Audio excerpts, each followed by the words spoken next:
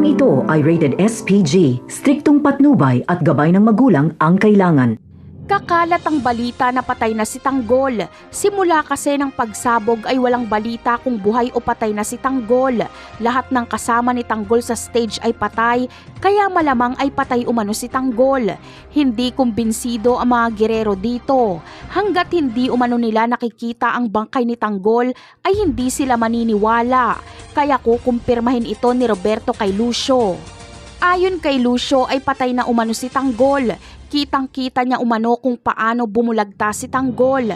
Dagdag pa ni Lucio na baka kinuha at itinago lang ng mga Montenegro ang bangkay ni Tanggol at ayaw na nilang aminin na wala na ang pangbato nilang mayor.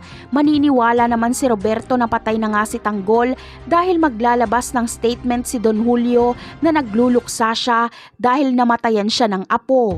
Ngunit lingid sa kaalaman ng mga gerero ay ang namatay ay hindi si Tanggol kundi si Inigo. Sinadya talaga ni Tanggol na hindi muna magpakita sa publiko para isipin ng mga gerero na patay na siya.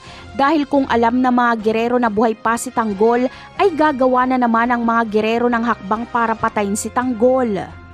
Pero isang araw bago ang eleksyon ay mabubulaga ang mga gerero dahil mapapanood nila sa balita si Tanggol.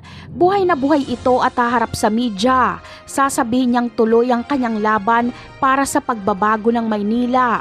Magbubunyi sa saya ang mga taga-suporta ni Tanggol. Naisa ni Tanggol ang mga gerero. Wala na kasing oras sa mga gerero na ipatumba pa si Tanggol dahil eleksyon na kinabukasan. Napakarami pa nating dapat abangan sa mga susunod na episode. Paalam!